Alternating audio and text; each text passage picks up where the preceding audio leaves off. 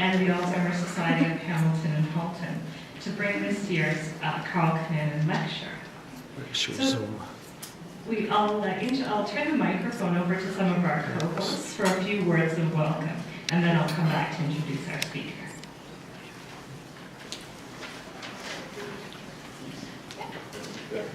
Dr. Afiz Hazan is from JRAS here, and he'll welcome.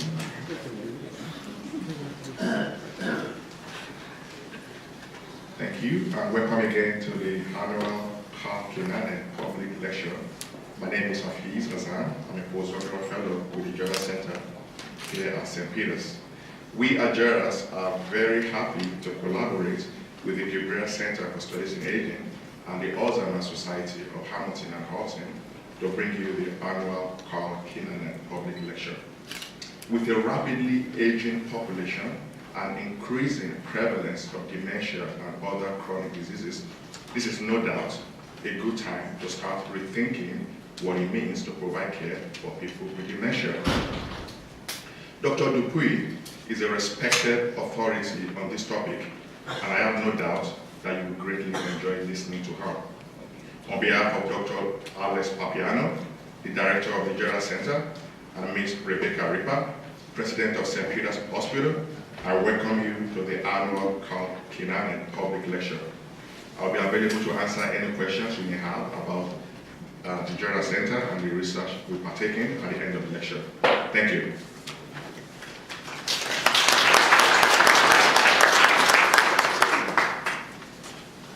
We'll now call on Mary Burnett, CEO of the Alzheimer Society of Hamilton and Halton.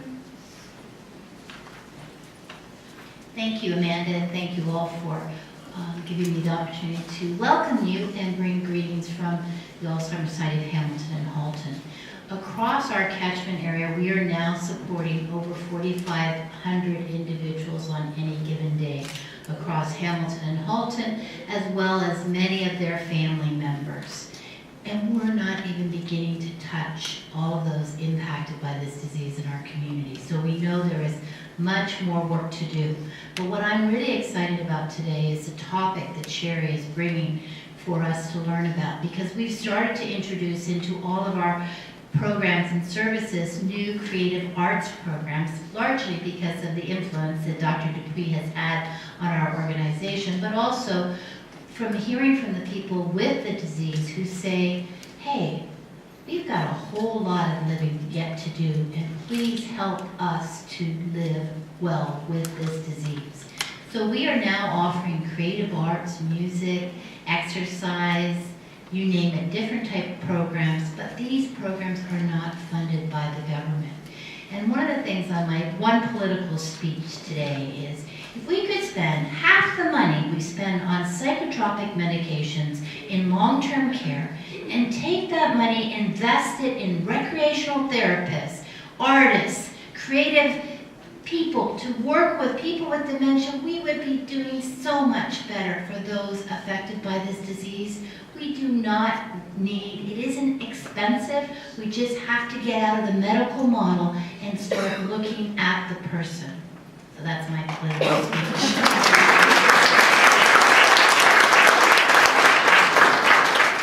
I now have the pleasure of introducing Beatrice Kemp, and I've known Beatrice for many years from previous jobs. She and I both worked in different areas. She was with the Catholic Children's Aid, and I was with the Ministry of Community and Social Services, Children and Youth Services for a while, and that's where I had the pleasure of meeting her.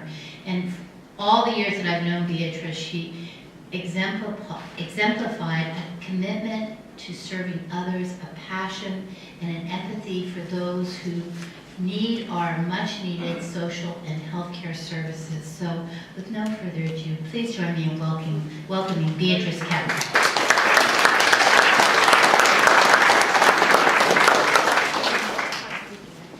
Thank you, Mary. Good afternoon, friends. Thank you for the opportunity to introduce my husband, Karl. He is honored that this annual lecture continues in recognition of him helping found the gerontology program at McMaster University. Karl was teaching social work at McMaster in the mid-70s when he began educating others about the particular needs of older people. His social work experiences had exposed him to neglect of older people, and our educational system didn't recognize the special concerns of the elderly. Karl hoped that formal studies in aging would awaken the need for more professional services and create awareness of the importance of encouraging interest in older people. It also concerned him that Canada had the largest percentage of institutionalized persons of any country, largely owing to a lack of in-home services. As a result, Karl designed the first introductory course in gerontology to educate people about the unique needs of the elderly and to enable them to give direct practical help to seniors.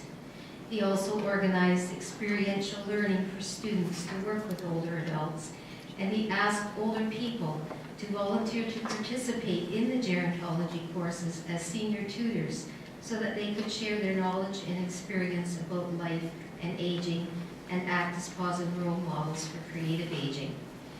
Gerontology proved very popular among students. Its success helped Karl and others in their efforts to develop a degree program at McMaster University, and thus gerontological studies, the first in Canada, became a reality. On a personal note, Karl is a resident here at St. Peter's, and he's in the auditorium today. I'd like to thank staff here for the remarkable care, not only of Karl, but of all the residents. I think Karl would be proud to know how his efforts to recognize the special concerns of the elderly continue to be appreciated and developed. I hope you enjoy Dr. Dupuis' lecture. Thank you.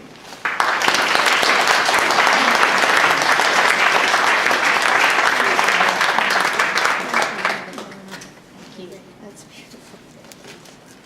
Thanks. Okay.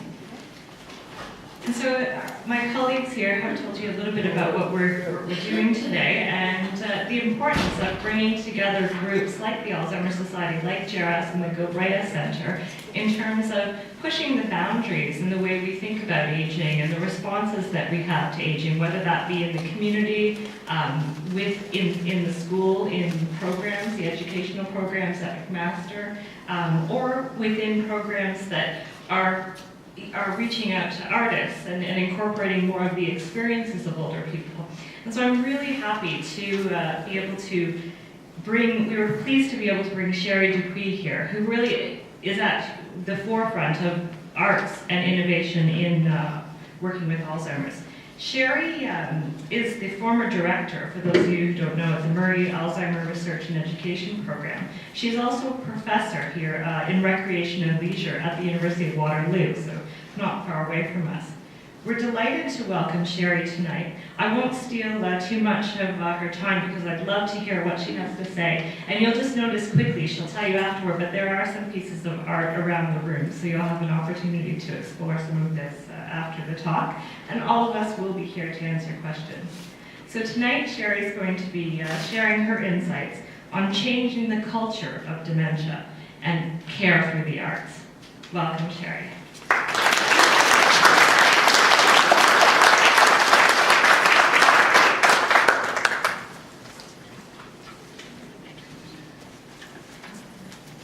Thank you, Amanda. Well, in 1996, I got a phone call offering me my very first academic position at McMaster University in the gerontology program, and I was so thrilled to have the opportunity to work there and go to the Karl Kinanen lecture at that time that I learned so much at, and never thought for a minute that I'd actually be asked to come and do the Karl Kinanen lecture. So thank you so much for having me today. I have done a lot of work on particularly using music with people with dementia and helping to use music in a way that enhances quality of life for people living with dementia. My first degree was in music, and I worked in long-term care for a number of years using music with people with dementia and grew to have great friendships with them as I did that. What I'm going to talk about today is a little bit different than that. It's really about how we can use the arts to change the way we think about dementia, how we can change the dominant discourse that, frankly, is quite concerning to me. So I'm going to start with some lyrics from a song, one of my favorite songs. Ring the bells that still can ring. Forget your perfect offering. There is a crack in everything. That's how the light gets in. Ring the bells that still can ring. Forget your perfect offering. There is a crack in everything. That's how the light gets in. These are the words of a song written by the great poet, singer, and songwriter Leonard Cohen. In his song called Anthem, Mr. Cohen reminds us all that we are all cracked in some way and calls us to rethink how we view our cracks, our imperfections, our challenges in life. In today's society, where perfection is what is strived for, where being the norm is so valued, we look down on our cracks. We see them in only negative ways, as flaws. Robert McCrurrow calls this compulsory able-bodiedness, the pervasiveness of this so-called normalcy that inevitably alienates people because of differences of ability and circumstances. And I'm just going to grab my clicker here. We use cracks to separate individuals who fit the norm from individuals who do not, us and them. Craig Irvine talks about how Western thought and our preoccupation with sameness, with perfection and normalcy, and our intolerance of difference manifests an allergic reaction to the other. I became very aware of this allergic reaction to the other when my brother Brent was born with Down syndrome. At 9 years old, although I thought he was the most beautiful baby on this planet, others around our family reacted differently. I witnessed firsthand how people who are different from us are alienated, excluded, and disabled more by their communities and the people around them who lack understanding and compassion than the disability itself. Just one example was when a new head librarian took over the local library where Brent had worked for a number of years as a co-op student. This librarian reduced Brent's hours significantly to only when the library was closed, believing that other community citizens who used the library would find it uncomfortable interacting with a person with a disability. As critical disability scholars argue, it is not illness or disease that disables. It is the physical and social environments that surround people with illness and disability that disable and create great harm and suffering. How can we ever hope to build and nurture strong, compassionate, enabling communities for all within a dominant discourse that privileges perfection, within a false world where our cracks are only seen as negative? I would suggest we can't, and believe strongly that so much can be gained when we recognize that we all have cracks and challenges. When we embrace this notion, we are better able to support each other in living a life worth living, cracks and all. Fortunately for Brent, he embraced his cracks and found there was far more fun and freedom when not shackled by the constraints of normalcy. We see the allergic reaction to the other very clearly in the context of dementia. People with dementia talk about how once diagnosed, people around them disappear from their lives. One person with dementia shared this with us. The person that has the disease are sometimes treated like they're not here anymore. I think that's very bad because we definitely are still here. I think some people treat people with Alzheimer's disease like they're not around with the program anymore, and I don't think that that's totally true. We might not have great days all the time, but sometimes we do.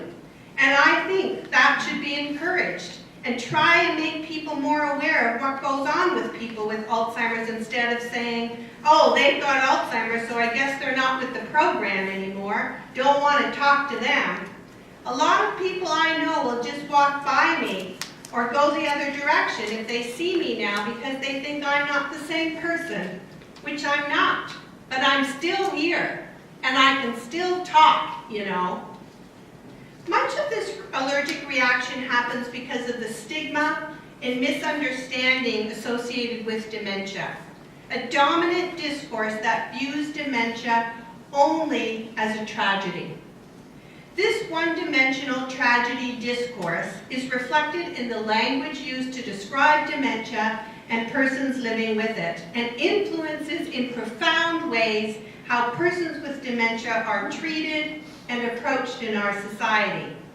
Thankfully, there is a culture shift happening in dementia care in the Western world, largely due to the increasing number of persons who are living with dementia who have stood up and raged against the stigmatizing and dehumanizing ways they are represented and treated in our society. Many have begun to recognize that a paradigmatic shift is needed in dementia care, one that brings the humanity and relationships back to the core of care.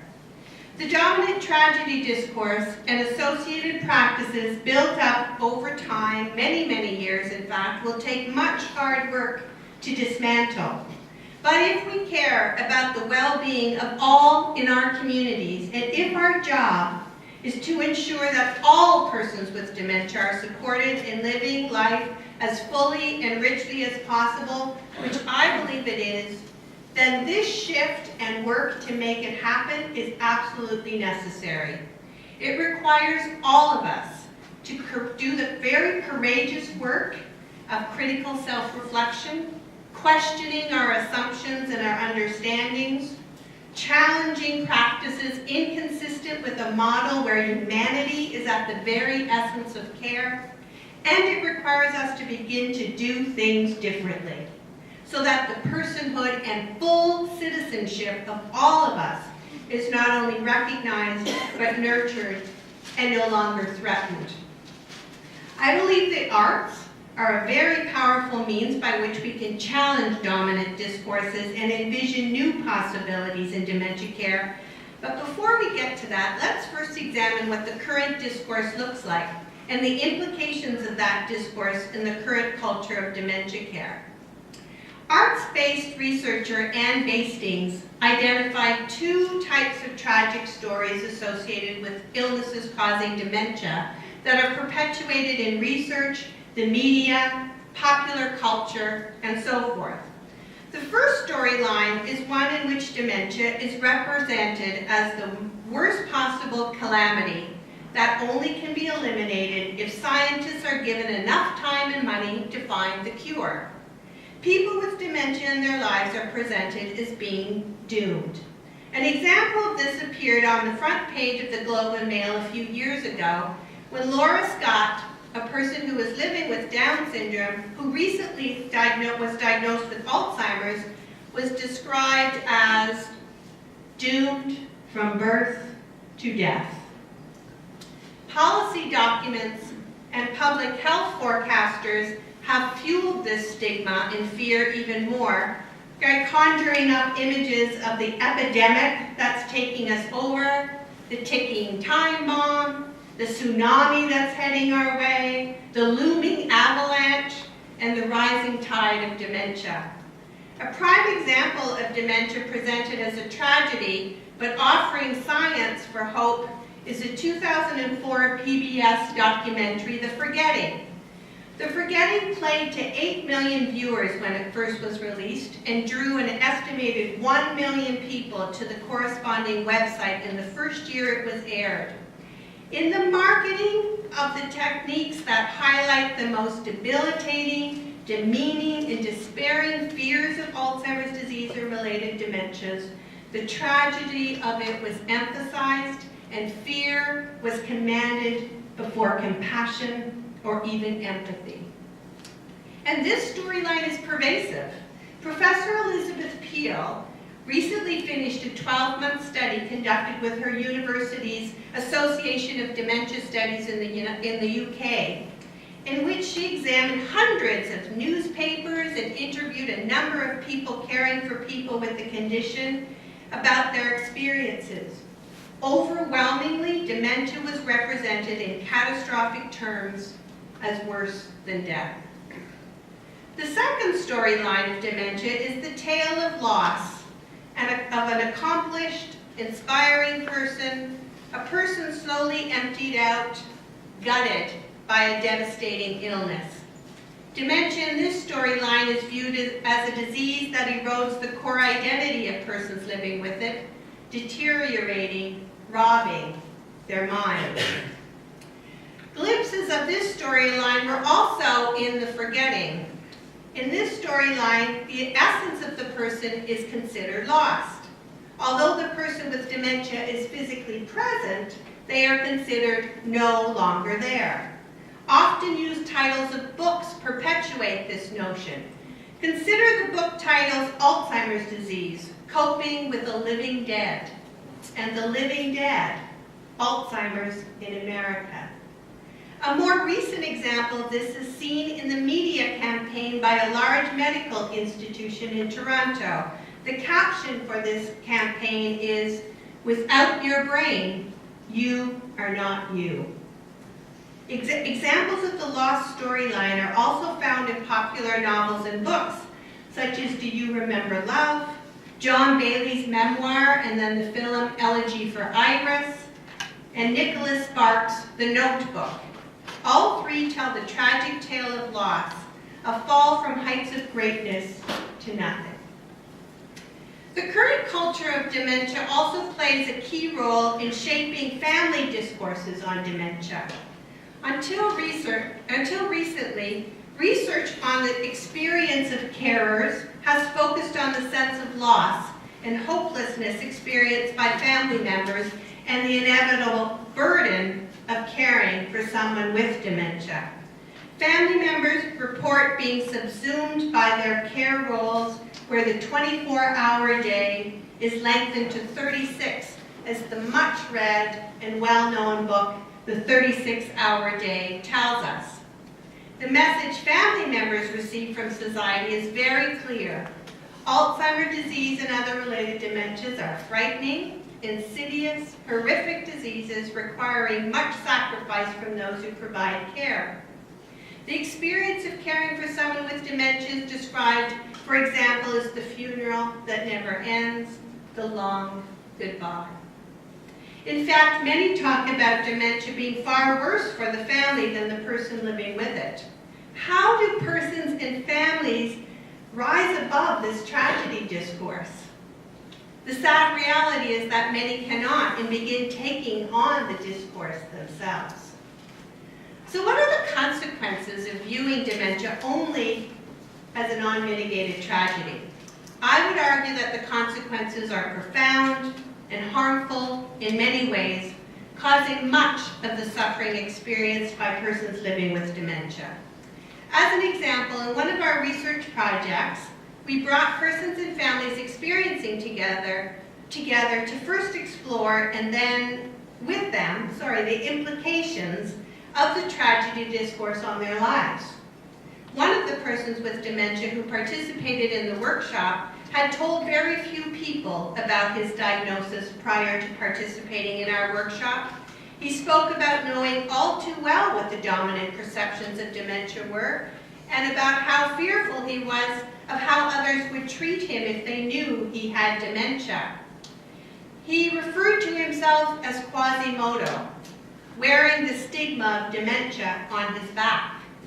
Everyone in the room that day could feel the weight of that stigma on him as he told his story. The tragedy discourse influences how people with dementia think about themselves and keeps many experiencing memory issues from seeking a diagnosis. The tragedy discourse opens us towards acting in certain ways rather than in other ways. For example, our research suggests that when dementia is viewed only as a tragedy, persons living with it are often dismissed and ignored. They are silenced, as all attempts to communicate with the person are seen as futile and stop. Remaining abilities are not seen or overlooked. As one person with dementia shared with us, they think I can't do anything.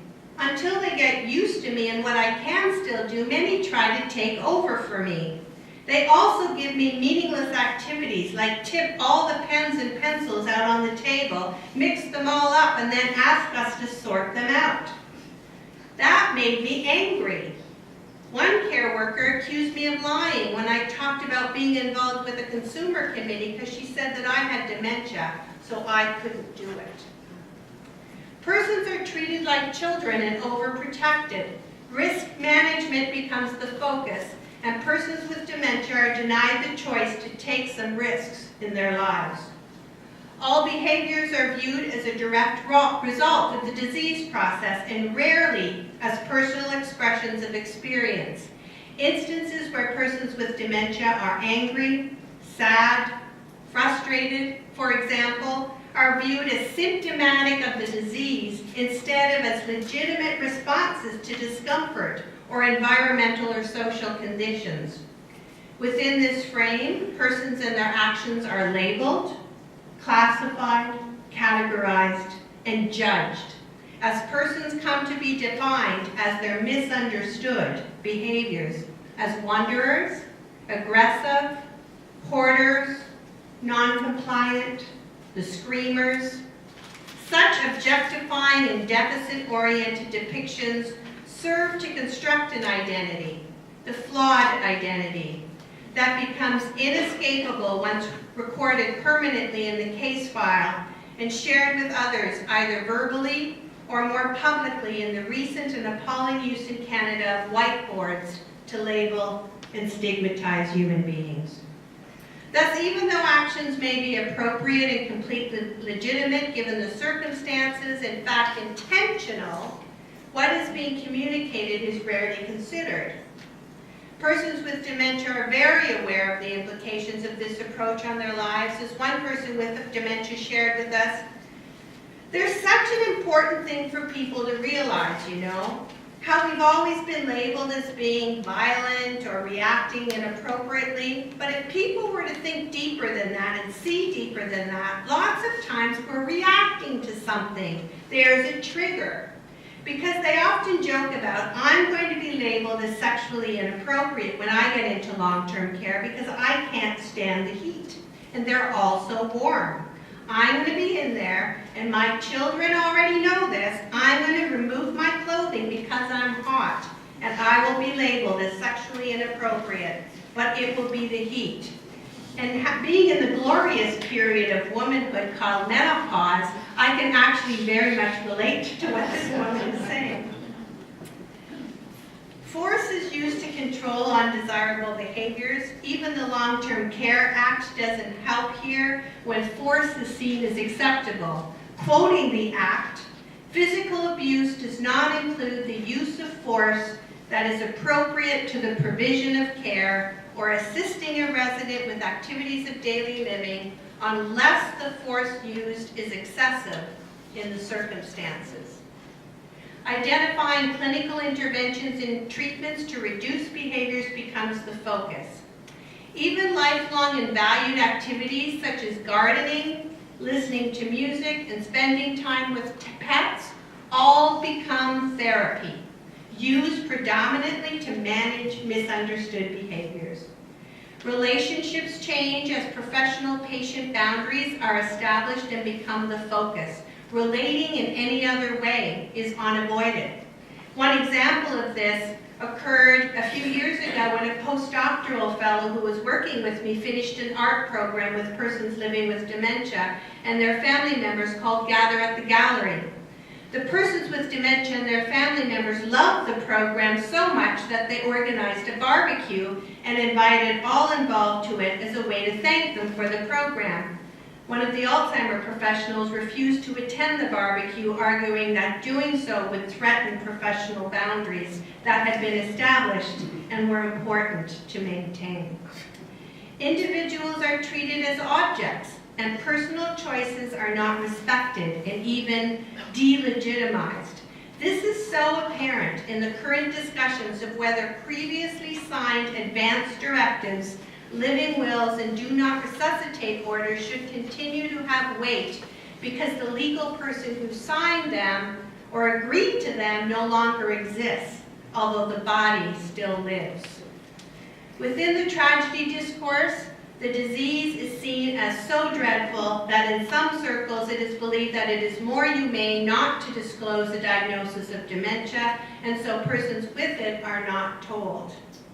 Of course, the most devastating consequence of this stigma happens when the overwhelming hopelessness that pervades dementia makes seeing a life worth living with it difficult, if not impossible, in death the preferred alternative. This is what happened with Gillian Bennett, who chose to take her own life on August 18th this past year. She did not want to be a burden on others or the Canadian healthcare system. One of the horrible consequences of our preoccupation in valuing of independence in the Western world over interdependent relationships. Because she was so consumed by the tragedy discourse and had no access to alternative discourses, she was unable to see a life worth living in her future. When death is seen as the preferred alternative, life-prolonging treatments are withheld. In 2009, an advisor to the British government suggested persons with dementia had the moral duty to die, especially if wasting human and fiscal resources. So yes, I would say the dominant discourse that surrounds dementia matters, and when used in certain ways can be dangerous and extremely harmful. This discourse shapes the way we see and frame the world. It provides the lens through which we view the world around us, shaping our assumptions and perceptions. And these assumptions influence how we act, the policies governing our practices, and how we relate with one another in different situations. It influences in profound ways the culture of care. I should emphasize here that my intent is not to diminish the challenges associated with having an illness causing dementia or caring for someone diagnosed with it. For sure, there is loss and suffering and very real challenges in the dementia experience. But the predominant discourse presents only one side of that experience, a very limited and narrow portrait of dementia. And it ignores the multiplicity of experiences that people with dementia and their family members also talk about. The good news is that discourses can be challenged and they can change. As Wayne Dwyer stated, when you change the way you look at things, the things you look at change. Alternative discourses challenge what is known and provide new possibilities for being and relating. An alternative discourse can be informed greatly by examining how persons with dementia describe their experiences. The arts, in all of its forms, can be a powerful way for persons with dementia to share their lived experiences and challenge dominant discourse. As an example, Chuck Jackson, a person with dementia, uses poetry to challenge the predominant notion in the tragedy discourse of the loss of self and personhood. He writes, "I am who I am, at this moment, not tomorrow, nor yesterday, but now. In this moment is what I am. Able or unable to speak, I am me. My eyes may not focus or my sentences make sense, but I am me. I still hear you talk and smile. I am still me. Scrambled brain cells, weakened body may change, but still at this moment, I am me. Always me." In the same study I spoke of earlier, where we brought people with dementia and their family members together to interrogate the tragedy discourse and its consequences on lived experiences, we also worked together with them and visual and performance artists to begin to develop an alternative discourse that would reflect what persons with dementia want the world to know about them. We all left that day as changed people. I would like to share a brief video with you from that day.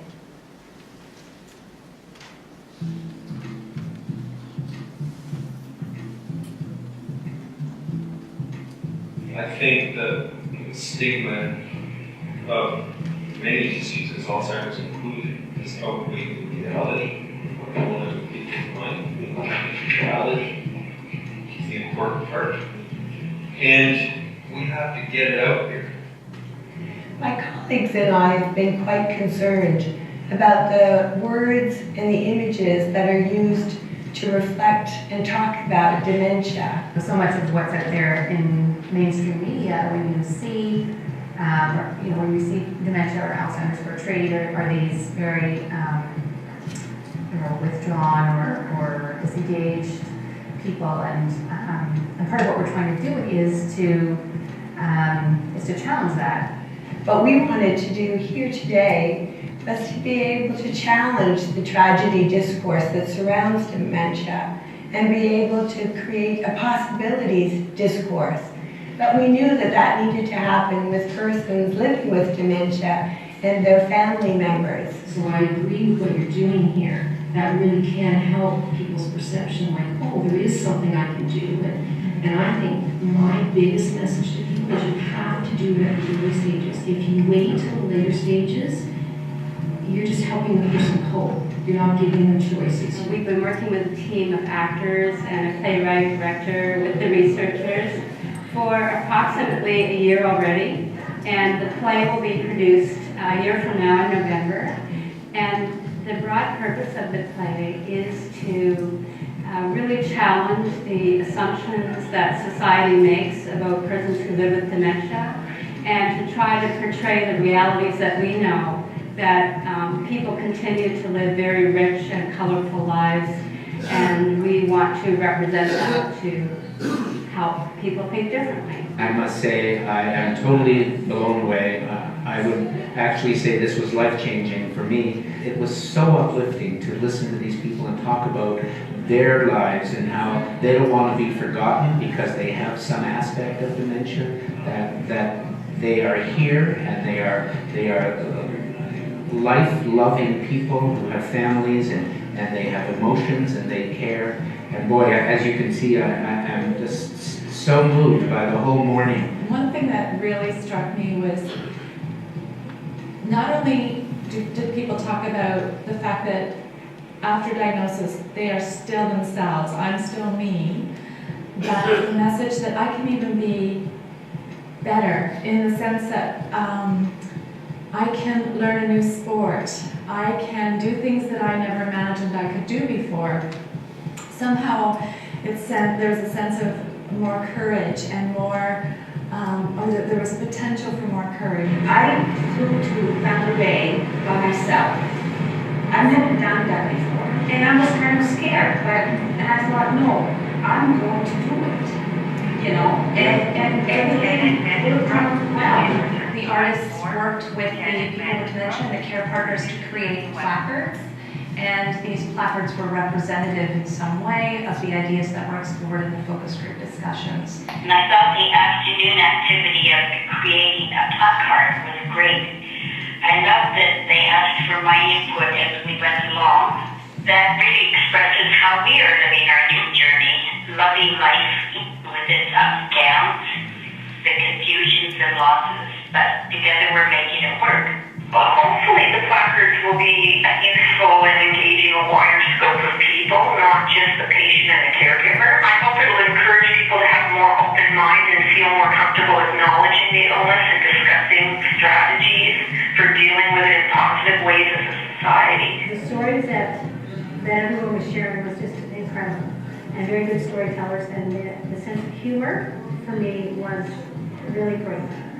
And in terms of changing perspective, I think, or perceptions, anybody could have walked in that room and you would not know who had what or who was what.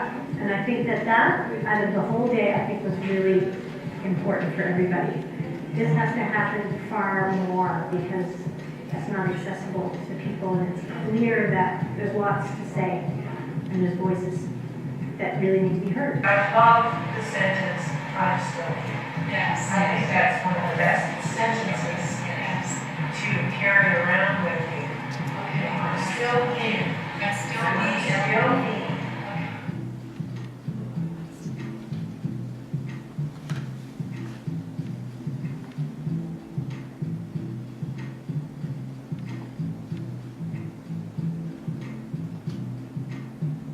I think the workshop has reinforced me in my efforts to teach everyone that there is life after diagnosis, and I need to keep on teaching everyone I meet.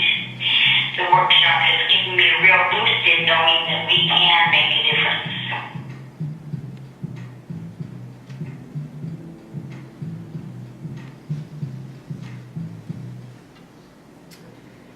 The final reflections created by persons with dementia and the artists are showcased at the back of the room, and I invite you to engage with them if you haven't already. Here I would just like to highlight a few of them. One participant described how she was dancing with dementia and used words like enjoyment, thriving, exposure, embrace, and sharing to describe her journey. Many of the participants described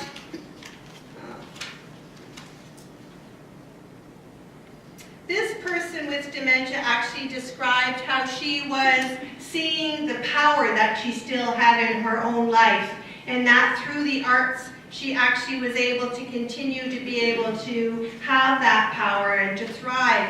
And in other projects, the arts can be an important means of self-expression for people living with dementia, and a means by which people with dementia can communicate important aspects of their lived experience when verbal language becomes more challenging. Many of our participants emphasize their continued abilities. One of our participants has played hockey his entire life. One person with dementia, and I wish I could show it, but the video or the photo is at the back because it's a very Canadian one. It's of a fellow who plays hockey, and he's played hockey his entire life and continues to play. And he draws a great deal of personal satisfaction and community support from the hockey family and friends that surround him and enable him to continue to play. And he wanted others to know that he is both active and successful despite having dementia. In addition to being a hockey tagline, "Break Away," which is also seen in his placard, represents his pride in his ability to break away from the tragedy discourse and the stereotypes of dementia and continue to live a good life. One of the most powerful messages we got from persons with dementia is that they continue to have goals and aspirations. They still wanted to have opportunities to try new things and learn new things, have new experiences. This person with dementia, for example, is at the back as well. Working on it. Walk them up. We need to bring them up here. It's a photo of a hot air balloon and a airplane pulling a sign that says "Love will keep us together." She actually said that she's had opportunities to do things that she never thought she would have ever had the opportunity to do since she was diagnosed with dementia, such as learning to swim, strengthening her relationship with her sister, pushing fear aside and going on a trip on her own. There it is. She spoke about adopting a new way of living, and the concept of freedom prevailed in her description. She was very excited about her plans to ride in a hot air balloon, and also spoke of the importance of love and relationships, wanting the words "love will keep us together" reflected in her poster. So the language and images that you will see at the back of the room when I'm finished, shared by many persons with dementia about their lived experiences, are in direct contrast to the tragedy discourse that predominates. It reflects what I would like to call a possibilities discourse. Possibilities open up a frame of reference of what might be possible and the potential, the promise, the capabilities. Oh, there they are. Yay. Thank you.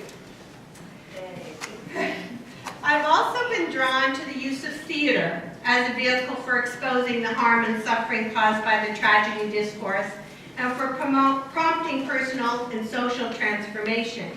In the early 2000s, I was so very, very fortunate to meet Drs. Gail Mitchell, Christine Jonas-Simpson, and later Pia Contos. We all share a common commitment and vision to bring to light a new culture of dementia care, one in which relationships are brought to the forefront, memory in all of its forms is valorized, self-expression is nurtured, and the humanity and full citizenship of individuals who are living with dementia is fully supported. This shared purpose was the impetus for the development of 2 plays that draw on decades of professional experience and research conducted by the 4 of us, either independently or collaboratively. The first play is called I'm Still Here. Oh, I'm frozen again. Oh, there. The first play is called I'm Still Here, and the second and newest play is entitled Cracked, New Light on Dementia. Research-based drama opens up a space for what Arthur Frank calls thinking with stories. To think with a story is to experience it affecting our own lives and to find in that effect a certain truth about one's life. Engaging with someone else's story is a way of rethinking our own, of locating, feeling, and putting our thoughts to things that are happening to or inside us. Arthur Frank and others ask, what is it that happens when we turn our attention from how the story works to how it works on us? How is it experienced and how that engagement might change us? Gail, Christine, Pia, and I have been exploring these very questions in the context of our plays. Our research begins to shed light on how the medium of research-based drama works on audience members, enabling personal and social transformation. I would like to just share a few insights from our research that help explain the power of the arts for social change.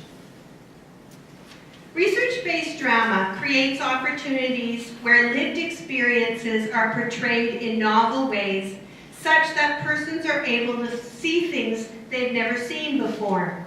They are able to bear witness to others' experiences of suffering. In fact, many audience members talk about the importance of seeing, the visual experience of engaging with research-based drama, and how that is important to seeing things in a new way. One of our audience members said, I would never forget it. I mean, it's so much more impactful than trying to read something or hear about it from somebody else. This is visual. You've seen it. I don't see how anybody after seeing that would ever forget it, especially if they're living it. Seeing anew means seeing through the eyes of the person with dementia and being able to see greater appreciation for quality moments that they do live. One audience member stated, I used to think it was hopeless. Seriously, my first answer about what made life worth living, I said, not much. And now all of a sudden, it's not the end of the world. There are still sunsets. Weber talks about how through engaging with visual images, we see what we never noticed before, even though it was right in front of us. Research-based drama also opens audience members up to seeing multiple perspectives and the complexities of lived experiences. In doing so, we come to appreciate how our understandings and stories can be relatively narrow, fixed, and rigid. The arts open up a wider expanse, and they allow audience members to see beyond the taken for granted in their lives to see a much bigger picture. Audience members describe our dramas as realistic, authentic, genuine, brutally honest, and representative of their own experiences or the experiences they have witnessed. It really struck true is a common response. Theater needs to feel real. It needs to resonate in some way in order to make a difference. Drama based on solid research does this. Persons with dementia who have seen our play often get up to thank us for telling their truths, and in witnessing others engaging with their truths, they describe feeling understood for the very first time. One person with dementia who recently saw Cracked describes the play as her coming out play, and how she was able to let go of fear after engaging with it. Audience members also talk about how during their engagement with the drama, they are able to place themselves directly in the play as a way to relate to what is happening. They see themselves in the play. One participant said, "You can really relate to the emotions and what was going on up on the stage. You almost felt like you were part of the play. You were right inside." Inasmuch as we are able to identify with and bring our own experiences and stories into relation with what is happening in the play, we are actively interacting with it. Heiserman and Spiegel talk about this in relation to the viewing of film. They state, "The narrative that is unfolding on the screen and our own personal narratives are in a very real way running side by side during the viewing of the film, with each informing, commenting, and ultimately enriching each other by their similarities and their differences." Carolyn Ellis talks about how participating with, rather than describing for, is central to learning about. The experience of engaging with research-based drama is a visceral one. It's felt deep within the body. It can also be deeply emotional experience. At times, audience members laugh, and at other times they openly cry. One audience member described it as opening up the heart and the mind.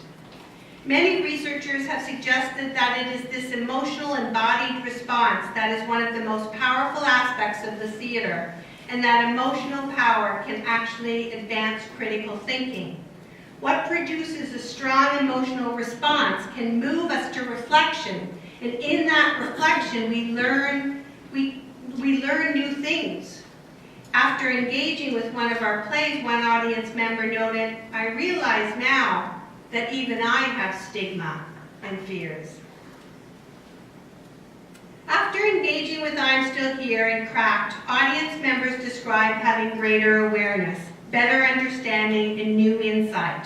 And as a result, audience members are able to identify contexts where they believe they could act differently because of what they learned from the play. New understandings then spark new ways of being and relating. After engaging with Cracked, a healthcare professional, for example, said, "I have a better understanding of how dementia affects the persons affected with it and their families. I will remember, residents want joy, not just physical care. I will question the necessity of some of our policies. I will ask, why do we do this?" Others spoke of the urgency of social change and seeing their own role in the change process, saying, "It makes you want to ensure that change isn't just thought about, but becomes a reality, not sometime in the future, but starting now." Our data demonstrate the power of the arts in challenging our images and understandings, forcing us to confront the implications of our actions, and providing a space for reflecting on new possibilities. The arts can impact us in many interconnected ways, the patterns that I've described here. As such, they hold much promise for constructing alternative discourses of dementia that could change in profound ways how persons with dementia are understood and treated in our society. As Baroni emphasizes, when arts-based work engenders an aesthetic experience, empathy may be established, connections made, perception altered, emotions touched, equilibria disturbed, the status quo rendered questionable, and individual voices of audience members may be raised in common concern. This is how the discourse changes and how oppressive cultures are transformed. I believe the experience of dementia and the culture of dementia care would be a very different one for persons with dementia if we had an alternative discourse, a possibilities discourse, an experience that would have less suffering and harm due to misunderstanding and stigma. Within this new culture where strong, compassionate relationships would be at the core of care, all people with dementia would feel respected, valued, and understood. They would be given meaningful choices, be actively involved in decision making, and have their choices respected. They would feel empowered and enabled no matter where they were in the disease trajectory.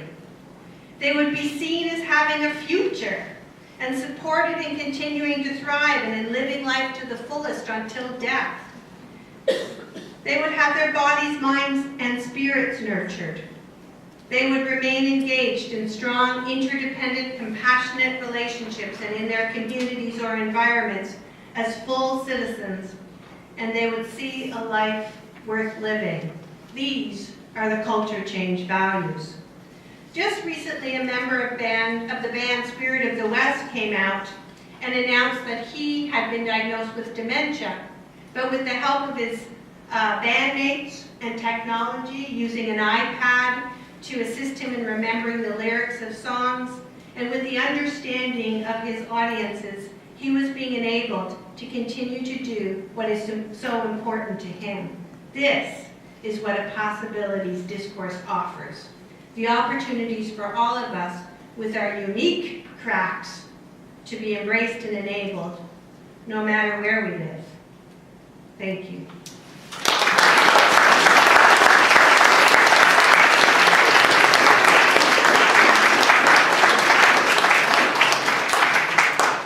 I'd be happy to take a few questions if anyone has any.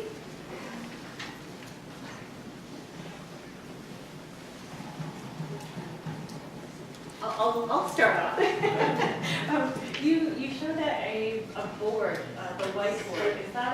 That's the first time I've seen it. So is that a common practice in hospital settings? In long-term care homes, it's a way that people identify people with misunderstood behaviors and try to communicate those behaviors to others. It's problematic.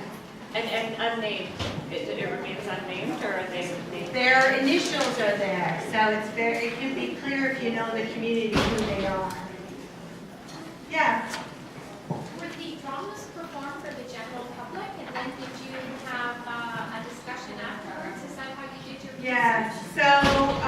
So yes, we do the research in a number of different ways, but we do them for the general public, for people working in long-term care and acute care settings, anywhere that people will see them, and we're hoping it will come here.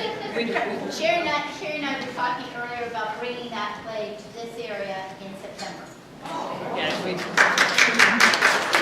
So what we do after every performance is we have a dialogue with the audience, but in the research we actually have focus groups with people before they actually see the play.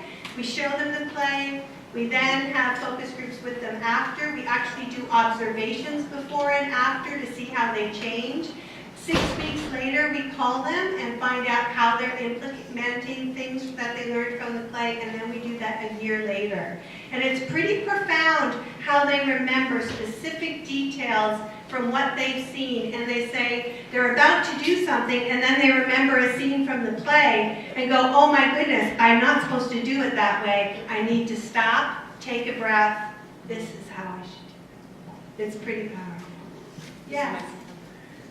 Where was this video shot, if I may ask? It was shot on the day that we actually did the workshop in Toronto, and where we brought all the people with dementia and family members together. How would these people know about that? Because I recognize one person in that video. Yes, well, they all signed a consent form to allow us to videotape that day. But how would we know about that in advance? How were they chosen? How were they chosen? They were told about that in advance. And how were they told? By me, the researcher, contacted people with dementia and their family members and asked if they wanted to participate in an arts-based day. We then send them an information letter that tells them about the day, what to expect on the day, and then have them sign a consent form to participate in the day. And on that consent form, it asks them whether or not they will participate in the focus groups that we're having, whether they agree to be videotaped, whether they agree to be tape recorded, and they can check off whatever they agree to for the day, and then they sign it. Thank you. That's required by our universities, by the way. And we got ethics approval for all of our research because we're at three different institutions, through three different institutions, and you can't even begin to imagine the challenges of that. You mentioned that the person with dementia, and it just in the very last part, that it whatever the stage is the person is at, that this can be of help. I would think maybe the biggest hurdle there would be getting the family to believe you and to go along with it. Is that another research project? Yeah, sometimes the families take on the tragedy discourse far more than people with dementia, because people with dementia see their they call it a new normal. They see their new normal and they find ways to adjust with their new normal. But families want to continue to see the person that they were. And that's why I think Chuck Jackson's words in his poem, I am me, not tomorrow, not yesterday, but now. Because we're all evolving selves. I am not the same person I was 2 months ago. I always evolve, and people with dementia evolve as well. And it's hard to get that message across because there's a lot of pain associated with seeing somebody change in ways that you don't want to see them change. So yes, you're right. But family members talk. We've done this, a lot of our research with both of our plays with family members, and they talk about changing in profound ways. People who had stopped going and visiting, actually going in and volunteering at homes and taking their loved ones out and finding out, they're reminded that they have a role in the relationship, that they make of the relationship what it is. And so you can choose to walk away, but then you lose that possibility to have a connection that's a different connection, but it's a connection all the same. And we have a role in making it what it is. Yes? If a person that has dementia has a fear of going out and seeing people because they think they may not remember who they are, how do you address that? Well, I forget people all the time. I've got the world's worst memory. I think people with dementia get along really well with me because when I'm with them, I often forget many things. We all forget. We all have some level of dementia. I'm sorry to inform you all of that. We all do. We all have memory issues. And what people with dementia told me, and there's some in the art, it's the silence. It's the fearing that silence, fearing how people are going to treat you, that makes their life not be as powerful or as enriching as it could be. What we learned from people with dementia when we were doing the art, one person said, you know, I don't know what my future holds. I don't know how long I have, so I need to live every second I have now to the best of my ability. And she's out there. She was going on a hot air balloon ride. She was traveling all over the place. She said, I have nothing to lose now. So it took all that some people with dementia also told me that people think that they withdraw because because of the disease, but it's not because of the disease, it's because how other people treat them. So we have to be more compassionate in this world with people with dementia and embrace them, cracks and all, and not worry about people forgetting them. I tell people with dementia to not feel embarrassed at all about going up and saying, could you remind me, can you tell me who you are? I often tell the story about a woman I worked with in long-term care. I went up to her one day and I said, Rose, do you know who I am? And she looked at me really quite frightened and said, my goodness, dear, don't you? It was kind of an epiphany for me because I thought, wow, what a stupid question. Why is it important that she know who I am? She knows I'm special somehow in her life, I hope, because I'm there every day and I hold her hand and I play the piano, sometimes good, sometimes not so good for her. So she knows that I'm special. So why does it matter if I know their name or if she knows my name? I have students, I've been teaching for a very long time, I have students come up to me all the time and say, Dr. Dupuis, do you remember me? I was in your class back in 1990, whatever. And I'm like, yes. So, you know, we all have memory issues and we have to embrace life because we don't know what tomorrow's going to hold. Good question. Yes. This is a wonderful shift, very encouraging shift. I'm glad to see this happening. I have a two-part question. Just the actors, were any of the actors people with dementia? They weren't, but most of them have some experience with dementia. So our lead actress, her father has dementia. In fact, she was telling us this horrible story about going to visit her father. We almost put it in the play and we didn't, but I talk about it all the time. She went to visit her father at the home where he lived, and when she got off the elevator, there was a horrible picture of her father on the side of the elevator, and it said, do not let this person on the elevator.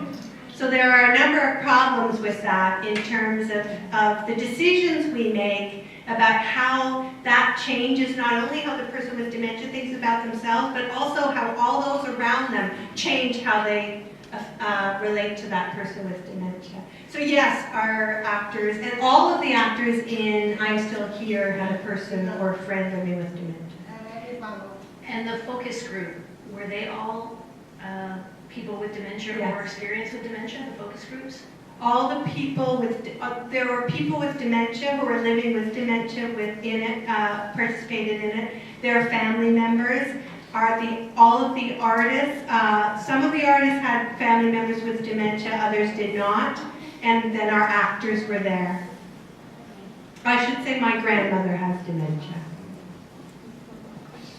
Did you think the film Still Alice was a good depiction? Yes, I was asked this in the Globe and Mail. I was in the Globe and Mail on Monday. I haven't actually seen the film, I've read the book. I know that Lisa Janot worked very closely with people living with dementia as she wrote the book.